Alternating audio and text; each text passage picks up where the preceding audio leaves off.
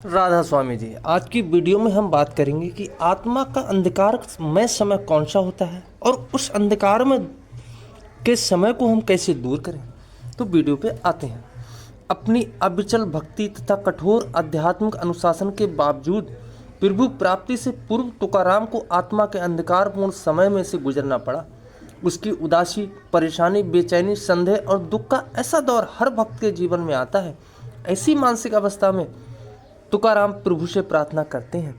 आज के सत्संग की वीडियो संत तुकाराम राधा स्वामी सत्संग व्यास की पुस्तक से ले जा रही है। सारे सत्संगी भाइयों से निवेदन है कि वीडियो अंत तक सुने और वीडियो को अगर अच्छी लगे तो लाइक करें, चैनल को सब्सक्राइब करें। तो अब वीडियो पे आते हैं।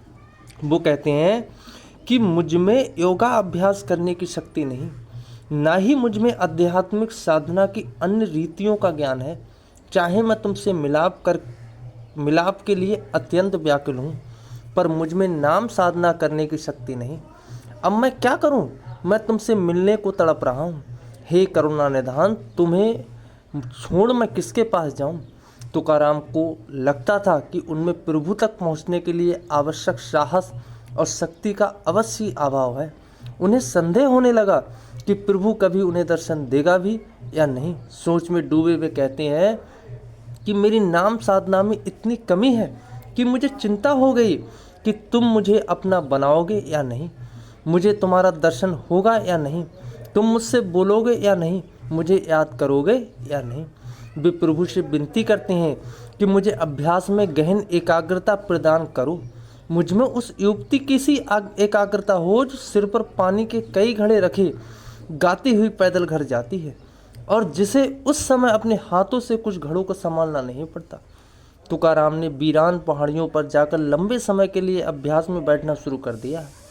नीचे दी गई पंक्तियों में बड़ी व्याकुलता के साथ प्रभु के दर्शन की प्रतीक्षा करते हुए उससे प्रार्थना करते हैं कि मैं सम्मान, शरीर का सुख और संपत्ति नहीं चाहता, क्योंकि तुमसे मिलने के बिना एक दुखद मूल है।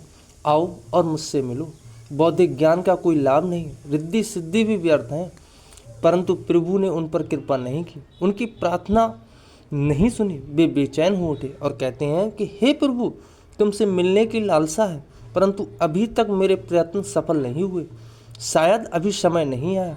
तपते खप्पड़ में डालने पर जैसे धान फूटता है, उसी तरह तुम्हारे वियोग की पीड़ा से मेरा हृदय फट रहा है।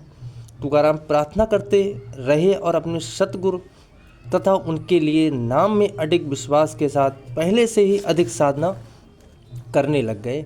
एक स्थान पर वे कहते हैं कि मैंने बहुमत की कभी परवाह नहीं की, मैंने केवल अपने सतगुरु की शिक्षा पर निर्भर किया और नाम की शक्ति में पूर्ण विश्वास रखा।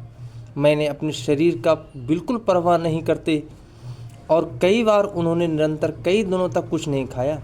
ऐसे अवसरों पर उनकी पत्नी जिजाई, जो चाहे उनकी अखंड प्रभु भक्ति का नापसंद करती थी, भोजन के लिए जंगल में पहुंच जाती और उनको ढूंढती थी ताकि वे जीवित रहने के लिए कम से कम कुछ तो खा लें। बाद में जब प्रायः घर में अनाज का एक दाना भी नहीं होता तो तुकाराम अपने को प्रभु का पाहुना घोषित कर देते। प्रभु की खोज में अपने प्राणों को बलि देने को तैयार थे। तुकाराम एकमात्र इच्छा यही थी कि उन्हें प्रभु का दर्शन हो जाए। उनकी यह इच्छा कई कविताओं से व्यक्त हुई है। नीचे कुछ उदाहरण दिए जा रहे हैं। तुम प्रतीक्षा किस बात की कर रहे हो? जल्दी जाओ, मैं तुम्हारे वियोग में व्याकुल हूँ। अब और धैर्य धारण नहीं कर सकता। दर्शन देकर मेरे मन को शांत करो। तुम्हारे दर्शन के लिए मेरी जान निकली जा रही है। मैं उतना ही व्याकुल हूँ जितनी व्याकुल पानी से बाहर निकली मछली होती है। मुझे बताओ कि तुम्हें पानी पाने के लिए मैं क्या करूँ? जैसे चक्रवा पूर्णिमा की चांद की प्रतीक्षा करता है, जैसे बेटी मायके से निमंत्रण की प्रतीक्षा करती है और जैसे भूखा बच्चा अपनी माँ की प्रतीक्षा करता है, वैसे ही बेचैनी के साथ दिन रात तुम्हारे श्रीमुख के दर्शन की प्रतीक्षा कर रहा हूँ। भाग कर आओ और मुझे दर्शन दो। हे प्रभु, तुमसे मिलने को मैं बहुत व्याकुल हूँ। पल भर के लिए भी मुझे नींद नहीं आती और मेरी आंखों से आंसुओं की झड़ी लगी हुई रहती है। अब तो अपने वचन का ध्यान रखते हुए मुझे दर्शन दो। वो कहते हैं कि हे मेरे प्राणधार, अपने और मेरे बीच का पर्दा हटाकर मुझे प्रत्यक्ष दर्शन दे दो। इस तरह प्रभु के आगे गिड़गिड़ाते हुए तुकाराम उनकी प्रार्थना को ना सुनने और उन्हें ना दर्शन देने के लिए प्रभु को उल्हाना भी देते हैं।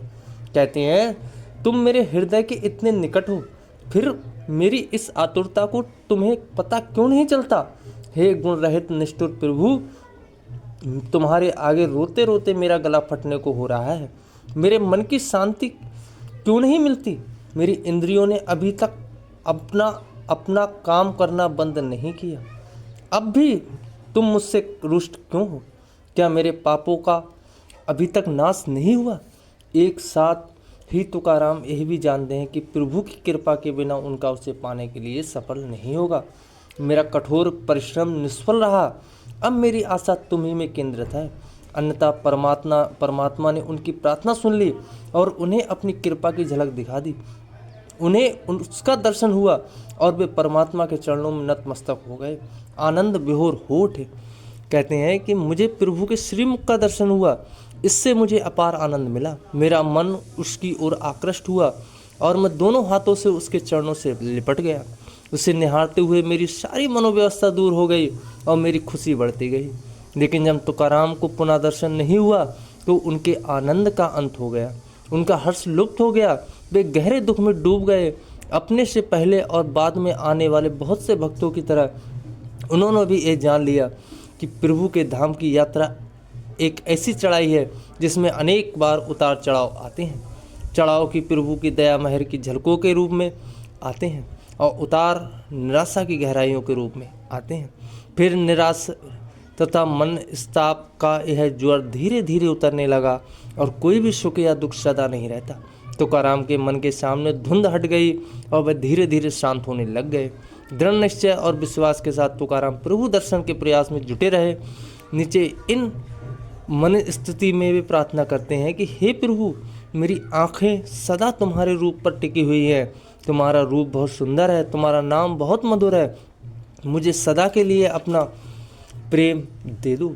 मुझे यह वर दो कि तुम सदा मेरे मन में वास करोगे। मैं और कुछ नहीं मांगता, क्योंकि सारा सुख तुम्हारे चरणों में ही है। Doctor S.D. पेंस ने ठीक कहा है कि इस अभंग में सदा सर्वकांड तथा हृदय एक विशेष महत्व रखते हैं, क्योंकि तुकाराम को मंदिर की मूर्ति जैसी किसी भौतिक वस्तु की इच्छा नहीं थी। वे तो अपने अंतर में एक सूक्ष्म स्वरूप तथा का स्थायी वास चाहते थे। तुकाराम ने अपनी आंतरिक दृष्टि से प्रभु का दर्शन करना चाहते थे। उनकी इच्छा थी कि वे सदा प्रभु के संग रहें, वे प्रार्थना करें। वे कहते हैं कि हे प्रभु, मेरी यह अंतिम विनती सुन लो। मैं अपना तन मन और वचन तुम्हारे चरणों में समर्पित कर रहा हूँ। मेरे अंतर में जीवात्मा और परमात्मा की एकता का अनुभव हर समय बना रहे। हे प्रभु, तुम मेरे कंठ में बस जाओ। तुकाराम के मन की ऐसी अवस्था को ही कि उन्हें प्रभु के उसके नाम के अतिरिक्त कोई और भी वस्तु आकर्षित नहीं करती थी। उस मनोदशा में उनके वचन मेरी जिह्वा को हर नाम जपने की धुन लग गई। जपती हुई यह पल भर के लिए भी रुकती नहीं। अब तुकाराम अपने सतगुरु तथा उनके दिए नाम में अटल विश्वास के साथ और अधिक अभ्यास करने लगे। उनकी प्रभु से प्रार्थना थी कि मेरे कंठ में केवल तुम्हारा ही नाम हो और मेरा संपूर्ण अस्तित्व तुम्हारे लिए प्रेम से परिपूर्ण हो। आज की सत्संग की वीडियो यहाँ पर ही समाप्त होती है। सारे श्रोताओं से निवेदन है कि अगर सत्संग की वीडियो अच्छी लगी हो तो वीडियो को लाइक करें, चैनल को सब्सक्राइब करें और अधिक से अधिक शेयर करें। राधा स्वामी जी।